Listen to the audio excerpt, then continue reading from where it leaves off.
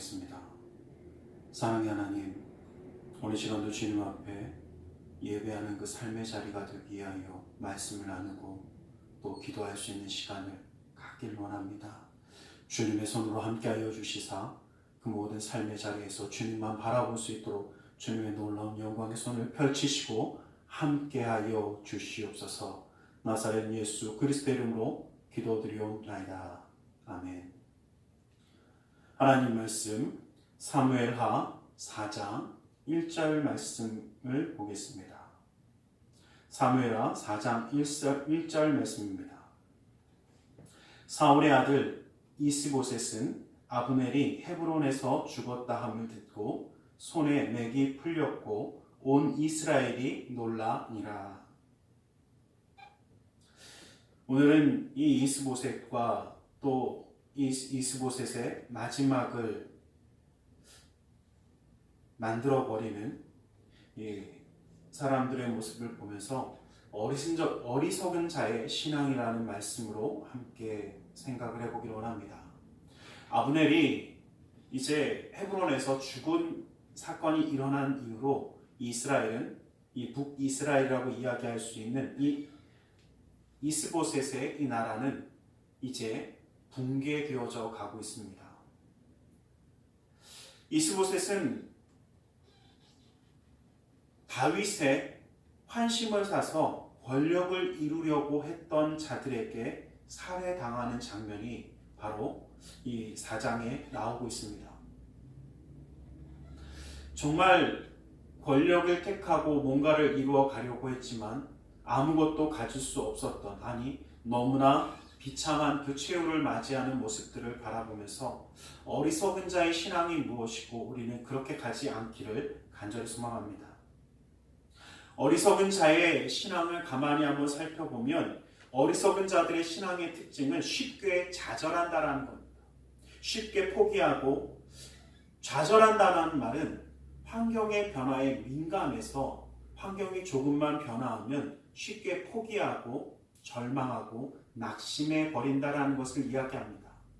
이 이스보셋을 보면 아브넬이 죽었다 함의 소식을 들은 다음에 손에 맥이 풀렸다라고 이야기합니다. 아무것도 할 수 없을 만큼 절망했다라는 이야기입니다.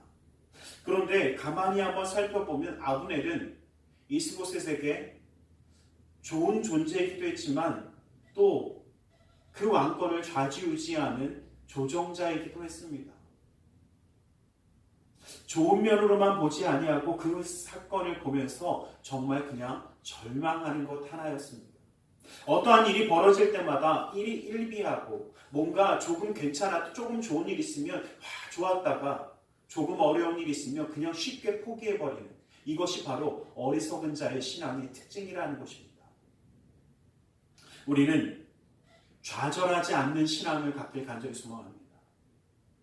어떠한 환경의 변화가 이루어질지라도, 조금과 환경이 변해서 내 삶의 변화가 일어난다 할지라도 우리에게 변하지 않는 유일한 하나님이 우리와 함께 하시며 예수 그리스도가 우리의 생명이 되심을 우리는 알기 때문에 좌절하는 것이 아니라 그 어두운 가운데 소망의 빛을 꿈꾸는 자가 되어지시기를 주님의 이름으로 간절히 축원합니다. 이 어리석은 자의 신앙의 또 하나의 특징은 침체되어진다는 것입니다. 심한 좌절, 우리는 많이 경험합니다. 아니 어쩌면 지금도 경험하고 있는지 모릅니다. 그러나 그 모든 어려움을 우리는 이겨냄으로써 성장해 가는 것입니다. 그래서 우리는 무엇이라고 이야기하냐면 신앙의 연단을 통해서 우리는 그 모든 성숙함의 길을 이루어가고 있는 것입니다. 필요한 길, 어렵지만 우리가 그 고난의 길과 아픔의 길을 가야 할 때가 참 많이 있습니다. 모세에게 40년의 광야의 세월은 하나님을 만나기 전까지 훈련받는 시간이었습니다. 요셉에게 형들에게 팔려가서 노예 생활을 한 그 모든 시간들은 하나님의 놀라운 영광을 위하여 쓰임받고 하나님이 함께 하실 때에 놀라운 영광을 이루어질 수 있는 준비하는 시간들이었습니다. 엘리야의 연단과 시험은 그를 더욱더 단단하게 만들었고 하나님의 놀라운 역사 가운데 쓰임받는 자로 세울 수 있었습니다. 그러나 이러한 어려움을 회피하고 도망가는, 아니 멀리하는 사람도 있습니다. 이것을 이겨내지 못하면 결국은 성숙하고 성장하는 것이 아니라 버림받을 수밖에 없습니다. 가룟 유다의 모습을 보면 예수님과 함께하며 그 모든 삶의 모습을 이루어 갔지만 마지막에 예수님을 팔고 돌아설 수 있는 그 순간이 주어졌음에도 불구하고 그는 회개한 것이 아니라 그냥 포기해 버렸습니다. 왜냐하면 어리석은 자들의 신앙의 특징은 남에게 전가하는 것, 나 때문이 아니라 저 사람 때문이고 저 환경 때문이고 저 제사장들이 나에게 예수님을 팔라고 해서 나는 팔 수밖에 없었다라는 핑계를 대는, 다시 말하면 남에게 전가시키는 그 어리석은 자의 신앙의 모습을 가지고 있다라는 것입니다. 다른 사람에게 내가 가진 것을 전가시킵니다. 내가 아까 이 바나는 이스보셋의 군대를 맡은 사람들이었습니다. 그러나 그들은 자기들의 나라가 이제는 무너져가는 것을 보고 다윗에게 환심을 살려고 잠을 자고 있던 이스보셋을 죽이고 그 수급을 들고 다윗에게 쫓아갑니다. 자신의 유익을 위해서 사람의 목숨도 가볍게 여기는 이 사악함의 모습을 우리는 기억하길 원합니다. 내 유익을 위해서, 내 편안함을 위해서, 내 좋은 것을 위해서 사람의 목숨을 가볍게 여긴다면 이것은 하나님이 기뻐하는 것이 아니라 사악한 것입니다. 이스보셋의 신하로 은혜를 누리던 자들이었음에도 불구하고 오히려 그들은 배반하고 배신하고 이스보셋을 죽이고 그 수국을 들고 자신들의 영예를 위하여, 권세를 잡기 위하여 다윗에게 쫓아갑니다. 이것이 바로 어리석은 자의 신앙입니다. 어쩌면 우리 안에서 배신과 배반이 일어납니다. 참 많은 어려움들이 있습니다. 그러나 한 가지 기억하길 원합니다. 어리석은 신앙인이 되지 말고 또 어리석은 신앙인을 멸시하고 욕하는 자가 아니라 그 어리석은 신앙을 가진 사람들 불쌍히 여기고 위하여 기도할 수 있기를 간절히 소망합니다. 왜냐하면 그들의 마지막은 결국 죽음이었습니다. 부귀영화를 보기 위해서 뭔가 이 모든 것의 잘못은 저 이스보셋에게 있으니까 저 이스보셋만 죽이면 되라고 생각하면서 그를 죽이고 그에게 죄를 전가시켜서 죽이고 그 수금을 들고 다윗에게 쫓아갔지만 그들에게 돌아온 것은 다윗의 심판이었습니다.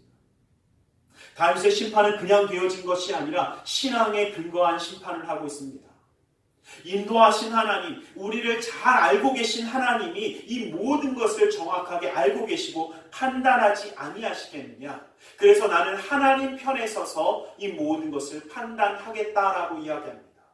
나의 유익을 위하여 판단하는 것이 아니라 하나님의 말씀에 서서 하나님의 뜻대로 판단하겠다라고 이야기합니다.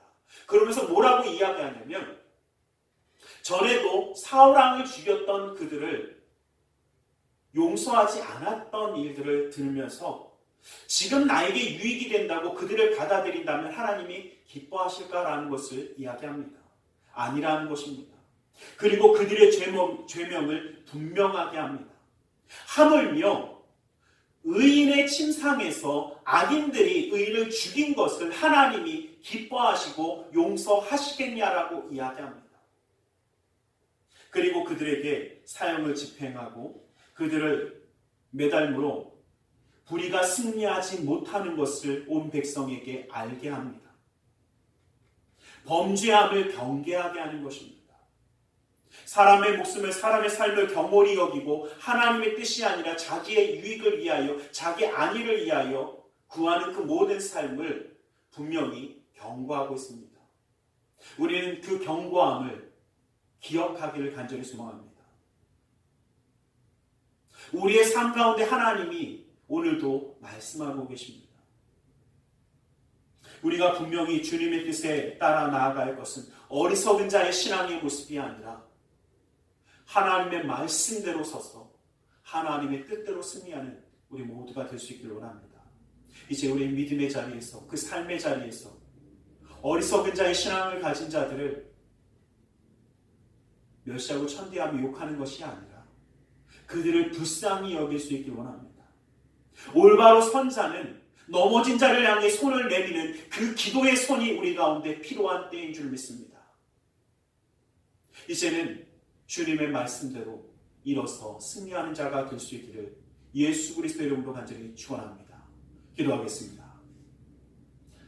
사랑의 하나님, 주님의 말씀을 붙잡고 나아가는 그 모든 걸음걸음이 어리석은 자의 신앙이 아니라 주님과 함께함으로 승리하는 자의 신앙이 되게 할 수 있도록 주님 붙들어 주시고 함께하여 주시며 어리석은 자의 신앙을 가진 자들을 불쌍히 여기며 위하여 기도하며 우리 모든 교회가 하나가 되어 주님의 뜻을 이루어가는 이 모든 어려움 가운데 넉넉히 이겨내는 그 믿음과 신앙의 승리자가 될 수 있도록 붙들어 주시고 역사하여 주시옵소서. 나사렛 예수 그리스도의 이름으로 기도드리옵나이다.